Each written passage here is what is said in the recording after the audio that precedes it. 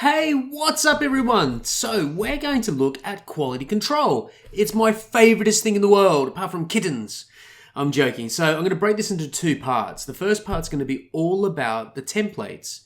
Now, VidChecker, which was bought by Telestream not so long ago, has absorbed it into the cloud version. Now, why aren't you using this? It is the most amazing piece of kit that I've come across. It allows you to do all your AQC, which is automatic quality control. That's your lumas, your gammas, your audio, the makeup of the file, the metadata of the file.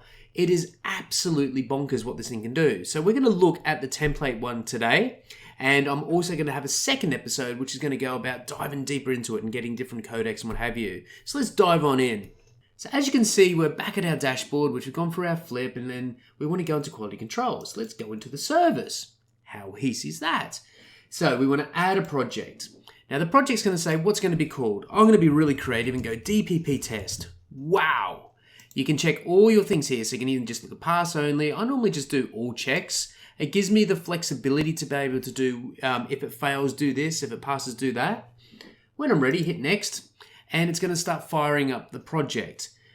Like everything in Telestream Cloud, there is a process you need to follow, but it makes perfect sense. Up here is your templates. Now, after doing this for about 25 years, nearly 30 years actually, having a template is the hardest thing you can do. Calling up the broadcaster, asking what it is. When you've got a program and you need to get it out and you have to follow the specifications, let Telestream keep up with all that. That's the key thing. They're keeping all the specs up to date all the time. So if you need to do a DPP HD one, you've got the version 3 shim there, or you can do the version 5 down through here. You've got iTunes. You've got a VidChecker template. We'll get into that in the next episode. Not this one. iTunes. You've got a whole load of stuff. Netflix. Have you heard of these guys? So it allows you to be able to stop all the messing around and be able to go in and use this straight away. Now, I'm going to actually go for the Ford tracker, wherever she is. Hello, there you are. And it's a single part. I'm doing a commercial. I'm not doing multi-tracks, multi-segments in this case. So I'll fire that up. Out come the SAS engines, and they come and fix it all and make it all good. Now, this is priced at a subscription base, and then it's per minute after that. So again, have a dive around, have a look. The prices can vary, and that's the thing. When this video goes out, the price might be different. So please have a look. If you've got a lot, contact Telestream and have a chat. They're really cool people, okay?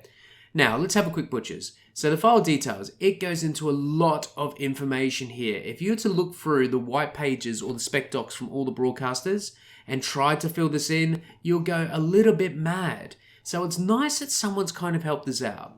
So once I'm ready, I'm just going to hit finish here. And I'll go back in a second and show you deeper into each of these. So don't panic, don't panic. Now, let's run some tests. How friendly. So we're going to go submit to quality control. Again, the beautiful thing about this SAS model is that you can actually put in links or you can browse files.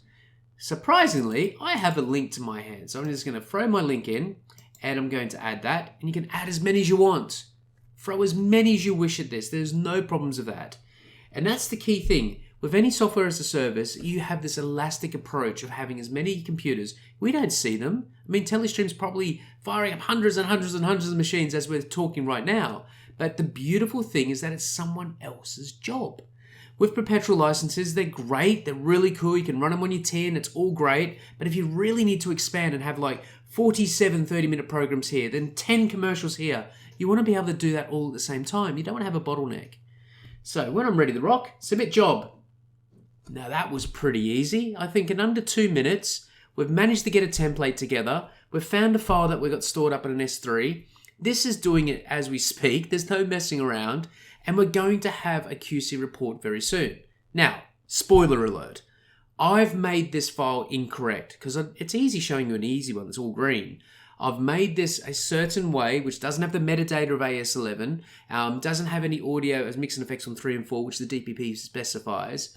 And I just want to show you the fails and what it looks like, okay?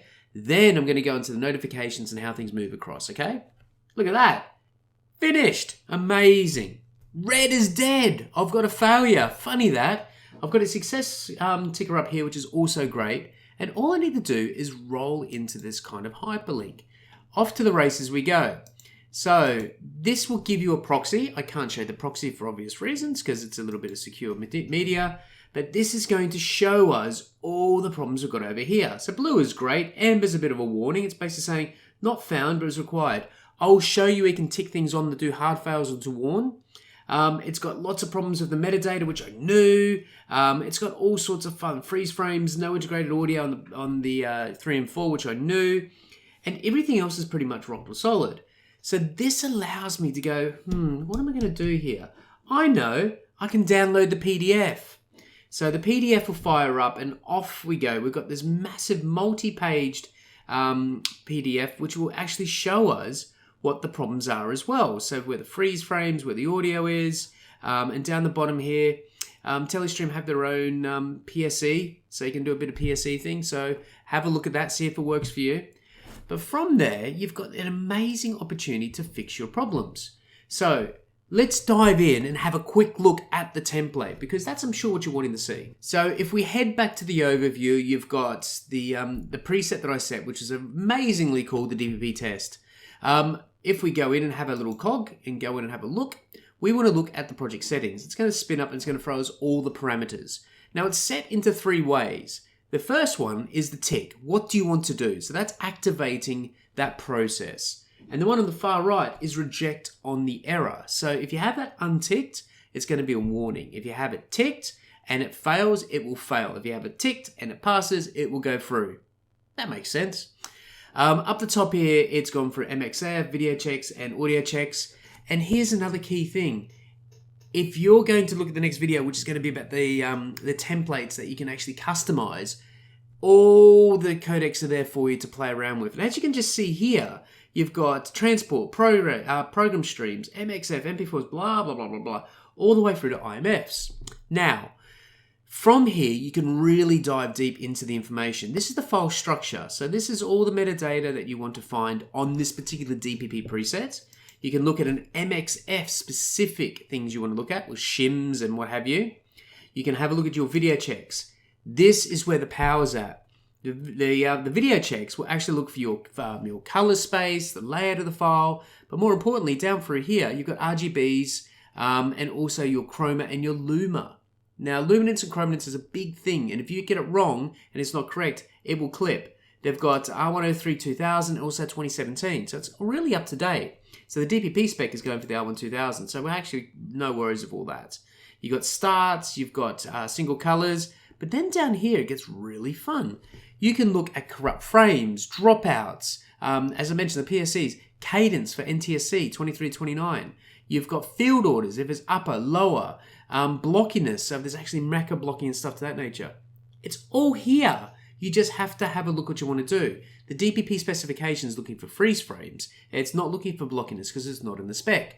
But next episode, we'll talk about that. In the audio, it's breaking it down into the channels. On the DPP spec, there's 4 channels. Here, you can actually select up to 16 if you wish. So it'll actually highlight and do 16.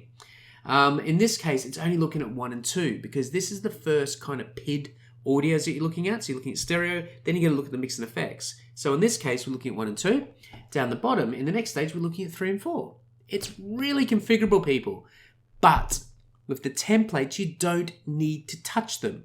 You will need to go in and change your file from the PDF and go, oh, I missed out music and effects. Oh, I didn't put the freeze on. I didn't put the black on. It's guiding you for free. Now, that's a key part. It takes so long to get these templates up and going. So I recommend you go in, you have a play. Everything in the Telestream cloud is an orchestration tool. And I've kind of gone over it a couple of times already.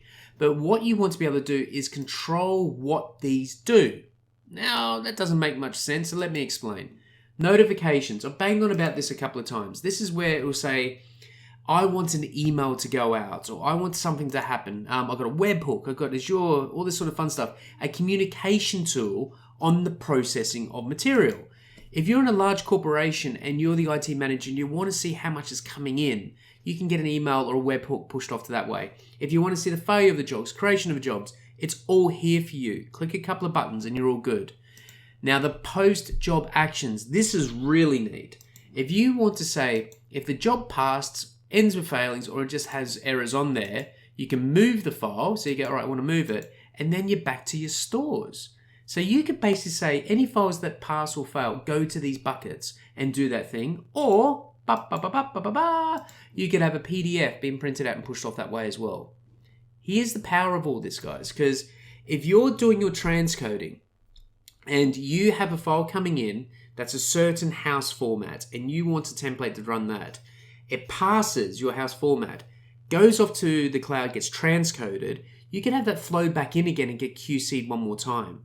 All automated, without any coding. It's pretty cool. Oh yeah, it has a whole API. So guys and girls, go and have a look at this. If you need to do any quality control of your files, if you need to do metadata control, luminance, chrominance, audio, go in and have a look at this because the subscription price is tremendously affordable, and have a play. If you can't do it, reach out to the guys and girls in support. Tremendously brilliant people. So that's the end of this first part. The second part, we're going to dive deeper into it and have a lot more fun. Anyway, guys, have a great day.